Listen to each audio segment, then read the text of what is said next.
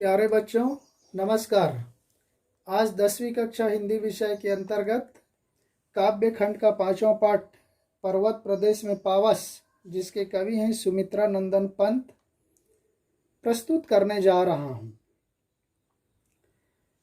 सबसे पहले हम संक्षिप्त कवि परिचय जान लेते हैं। सुमित्रा नंदन पंत का जन्म 20 मई 1900 को उत्तराखंड में कौसानी अल्मोड़ा में जन्म हुआ था और इनकी मृत्यु हुई 1977 में। 1961 में इनको भारत सरकार ने पद्म भूषण सम्मान से अलंकृत किया। हिंदी का सर्वश्रेष्ठ साहित्यिक पुरस्कार ज्ञानपीठ पुरस्कार पाने वाले ये प्रथम हिंदी साहित्यकार हैं। इनकी प्रमुख रचनाएं हैं पल्लव, वीणा, युगवाणी, ग्राम्या, लोकायतन, स्वर्ण किरण आदि। सुमित्रा नंदन पंत को प्रकृति का सुकुमार कवि कहा जाता है। ये छायावाद के प्रमुख 4 कवियों में से एक है। ये प्रकृति के चित्रण करने में बहुत होशियार थे, प्रवीण थे, इसलिए इनको प्रकृति का चितेरा कवि भी कहा जाता है। तो आइए चलते हैं पर्वत प्रदेश में पावस, अर्थात पावस यानी होता है वर्षा ऋतु। पर्वतीय प्रदेश, पर्वतीय प्रदेश में वर्षा ऋतु के समय किस तरह का दृश्य लोगों को दिखाई देता है, उसका मनोहारी वर्णन प्रस्तुत कविता में कवि ने किया है। तो आइए चलते हैं पद की ओर।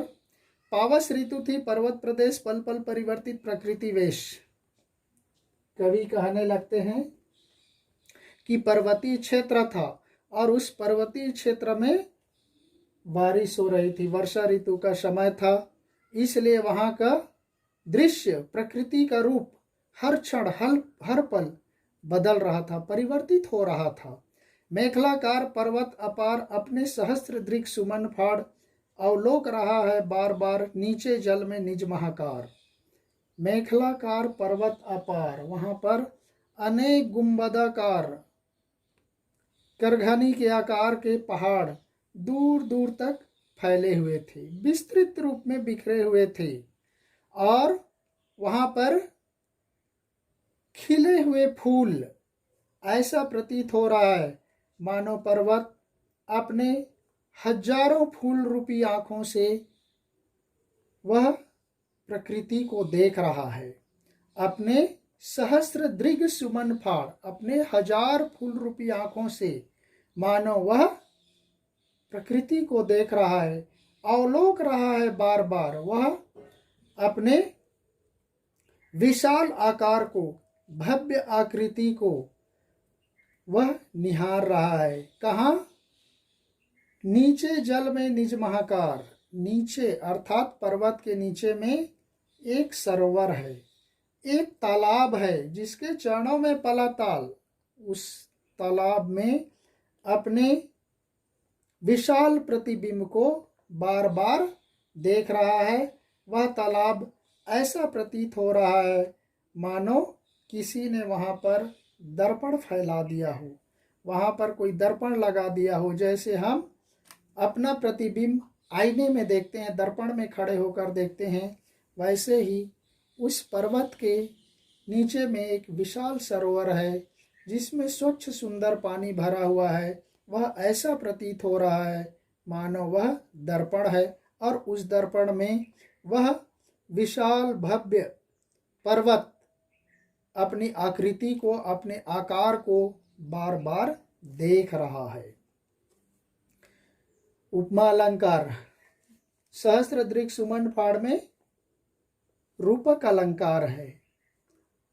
आइए पूरी तरह से मानवीकरण अलंकार से परिपूर्ण कविता है। नेक्स्ट पद। गिरी का गौरव गाकर झरझर मद में नस नस उत्तेजित कर मोती की लड़ियों से सुंदर झरते हैं झाग भरे निर्झर। गिरी का गौरव गाकर झरझर, कवि कह रहे हैं कि वह पर्वत से निकलने वाले झरने, नदियां, ऐसा प्रतीत हो रहा है मानो उनकी कल कल छल छल की आवाज़, झरझर की आवाज़, मानो पर्वत का गुणगान कर रहे हैं, उस पर्वत की महिमा का बखान कर रहे हैं। वे झरने, वे नदियां अपनी रग रग में, मस्ती में, उत्तेजना से उत्तेजित होकर नीचे की ओर प्रवाहित होते चले जा रहे हैं, मानो उछलते कूदते नाचते कूदते पहाड़ की ऊंचाई से नीचे की ओर आ रहे हैं, ऐसा वह प्रतीत हो रहा है।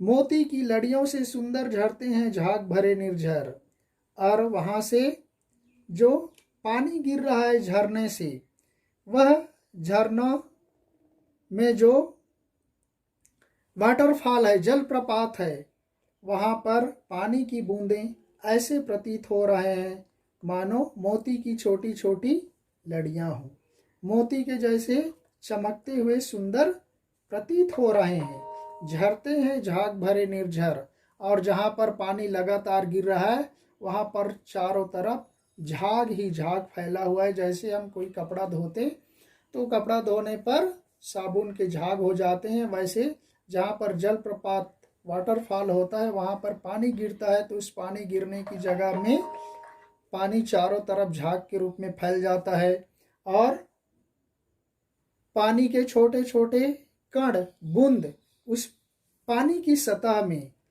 छोटे छोटे बूंद के रूप में तैरते रहते हैं, वो मोतियों के जैसे सुंदर दिखाई दे रहे हैं। गिरिवर के उर से उठ उठकर उच्चाकांक्षाओं से तरुवर है झांक रहे नीरव नभ पर, अनिमेष अटल कुछ चिंता पर। कवि कह रहे हैं गिरिवर के उर से उठ उठकर, उस पर्वत के पेड़ मानो उस पहाड़ के हृदय से उठ उठ करके बार बार उच्चाकांक्षाओं से, अपनी ऊंची इच्छा लिए हुए, अपने ऊंचा उठने की इच्छा से वह पेड़ उस नीरव नभ, उस शांत आकाश की ओर ऐसे झांक रहे मानो बिना पलक झपकाए, अनिमेष बिना पलक झपकाए, एक टक टकटकी लगाकर स्थिर होकर मानो कुछ सोचते हुए वहां पर्वत में उगे हुए बड़े बड़े वृक्ष उस आसमान की ओर ऐसे देख रहे हैं मानो कोई चिंता है। इसलिए उस चिंता को दूर करने के लिए बिल्कुल शांत होकर, एकटक होकर, अटल होकर उस नभ की ओर देख रहे हैं। नेक्स्ट, उड़ गया अचानक लो भूधर, फड़का अपार पारत के पर, रव शेष रह गए हैं निर्झर, है टूट पड़ा भू पर अंबर। कवि कहने लगता है देखो देखते ही देखते वहां पर बादल छाने लग गए, उड़ गया अचानक लो भूधर, भूधर मीन्स पर्वत, ऐसे लग रहा है मानो अकस्मात वहां से अदृश्य हो गया है, उड़ गया है। फड़का अपार पारत के पर, वहां पर सफेद सफेद चमकीले बादल वहां पर आ गए हैं, और ऐसे लग रहा है मानो वहां से वो पंख लगाकर उड़ रहे हैं, और उन बादलों के नीचे वह पर्वत पूरी तरह से ढक गया है। जैसे कि वहां पर चित्र में दिखाई दे रहा है कि कुछ कुछ पेड़ पौधे बादलों की वजह से, चमकीले सफेद बादलों की वजह से वो पूरी तरह से दब गए हैं, दिखाई नहीं दे रहे हैं। अब केवल उस पर्वत में चलने वाले झरने, झरते झरने की आवाज ही, रव शेष, रव यानी आवाज, शेष यानी बाकी, वह झरनों के आवाज ही सुनाई दे रहा है, पर्वत कहीं पर भी दिखाई नहीं दे रहा है। ऐसा प्रतीत हो रहा है मानो टूट पड़ा भू पर अंबर, मानो आसमान उस जमीन पर टूट करके गिर गया हो और उसमें सारे के सारे पर्वत दब गए, चारों तरफ बादल ही बादल दिखाई दे रहे हैं। लास्ट पंक्ति, धस गए धरा में सभय साल, उठ रहा धुआं जल गया ताल, यूं जलद यान में विचर विचर, था इंद्र खेलता इंद्रजाल। धस गए धरा में सबय साल। वहाँ का दृश्य, वहाँ का वातावरण ऐसा प्रतीत हो रहा है मानो साल के पेड़ उन बादलों के डर के कारण मानो जमीन में धस गए हैं, जमीन में छुप गए हैं। और उठ रहा धुआं जल गया ताल।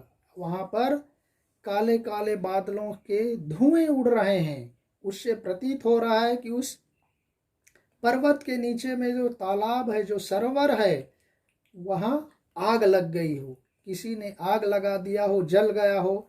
और जैसे लकड़ी जलने से धुआं उड़ता है, वैसे वहाँ पर काले काले बादलों के धुएं उड़ते हुए दिखाई दे रहे हैं, जैसे कि चित्र में वहाँ पर आपको दिखाई दे रहा है। इस तरह का सुंदर मनोरम दृश्य उस पर्वतीय प्रदेश में वर्षा ऋतु के समय दिखाई दे रहा है। यो जलदयान में विचर विचर था इंद्र खेलता इंद्रजाल। इस तरह से वह इंद्र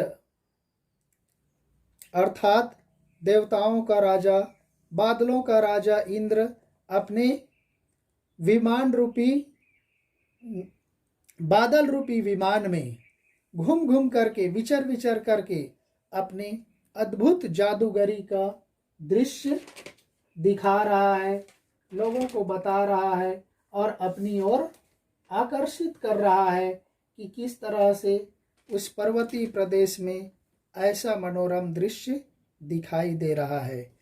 तो बच्चों, यह एक तरह से संपूर्ण कविता मानवीकरण अलंकार से परिपूर्ण है। मानवीकरण अलंकार का सर्वश्रेष्ठ कविता है। पर्वत प्रदेश में पावस, अनुप्रास अलंकार, उपमा अलंकार, रूपक अलंकार, पुनरुक्ति प्रकाश अलंकार सर्वत्र आपको यहाँ पर देखने को मिलेगा। इस तरह से हम इस पाठ को यहीं पर समाप्त करते हैं। धन्यवाद।